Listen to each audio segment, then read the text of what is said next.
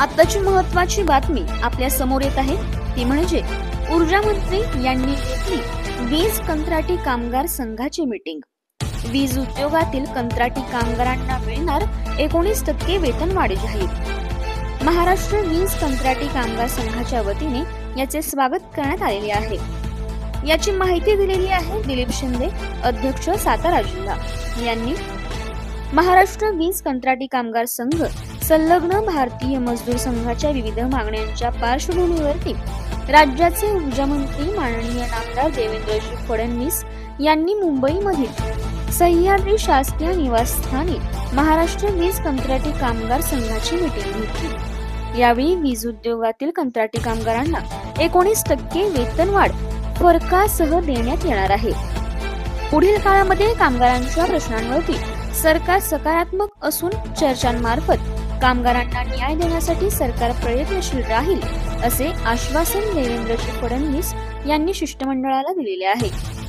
या मीटिंगसाठी भारतीय मजदूर संघाचे महाराष्ट्र प्रदेश अध्यक्ष अनिल ढुमे, महामंत्री किरण मिलगिर, भारतीय मजदूर संघ विदर्भ प्रदेश सरचिटणीस गजानन गटेलवार, महाराष्ट्र वीज कंत्राटी कामगार संघाचे प्रदेश अध्यक्ष निलेश खरात, महामंत्री सचिन मेंगाळे, कोषाध्यक्ष सागर पवार, उपमहामंत्री राहुल बोडके, महावितरण सचिव अभिजित माहुलकर, योगेश सायवणकर, विदर्भ प्रतिनिधी अंकुश डोंगरवार, कोकण प्रतिनिधी कमाल खान, पश्चिम महाराष्ट्र प्रतिनिधी राहुल भालभर, मराठवाडा प्रतिनिधी मारुती गुंड, महानिर्मिती उपाध्यक्ष मोहन देशमुख, विनोद बनसोडे, विलास गुजरमाळे, विकास अडबाले आणि अन्य अनेक कामगार प्रतिनिधी उपस्थित होते।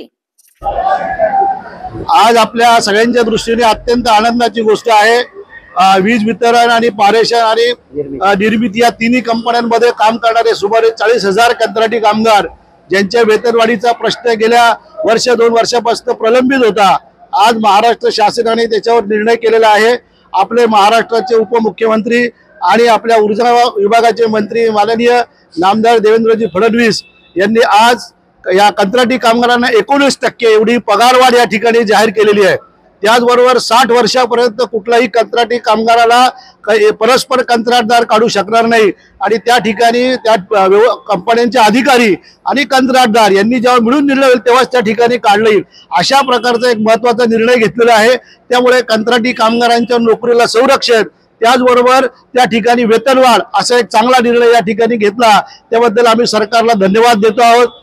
त्याचबरोबर जे कंत्राटदार आतापर्यंत वेगवेगळ्या कारणाने भ्रष्टाचारामध्ये अडकलेले होते, अशा कंत्राटदारांवर कारवाई झाली पाहिजे अशाही प्रकारची मागणी आपण केलेली आहे आणि ज्या कामगारांनी अशा तक्रारी केलेल्या आहेत त्यांच्या नोकरीला संरक्षण मिळालं पाहिजे हेही सरकारने या ठिकाणी मान्य केलेलं आहे। त्याचबरोबर अन्य अनेक मागण्या ज्या आहेत की ज्या अनेक दिवसांपासून या ठिकाणी प्रलंबित होत्या, त्या सर्व 9 पैकी जवळपास 8 मागण्या या सरकारने सकारात्मक त्या ठिकाणी सोडवलेल्या आहेत।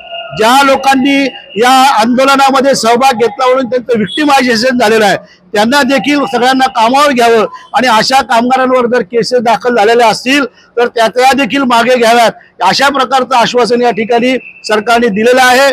मी महाराष्ट्र सरकारला, भारतीय मजदूर संघ महाराष्ट्र प्रदेश, महाराष्ट्र वीज कंत्राटी कामगार संघ आणि आमच्या सगळ्यांच्या वतीने धन्यवाद देतो।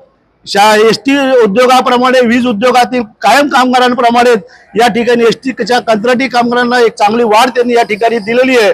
मागची वाढ देखील त्यांच्याच काळात मिळालेली होती, ही देखील आनंदाची गोष्ट आहे। त्यामुळे मी युती शासनाला आणि पर्टिक्युलरली माननीय देवेंद्रजी फडणवीस, माननीय बावनकुळे साहेब, माननीय वनमंत्री सुधीर भाऊ मुनगंटीवार यांनी या ठिकाणी चांगले प्रयत्न केले आणि सर्व विषय त्यांनी चांगल्या पद्धतीने मांडला, त्याबद्दल भारतीय मजदूर संघ आणि महाराष्ट्र वीज कामगार संघाच्या वतीने मी त्यांना धन्यवाद देतो। भारत माता की जय।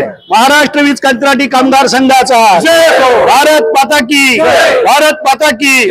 हम सब देशभक्त मजदूरों, राष्ट्रभक्त मजदूरों, भारत माता की।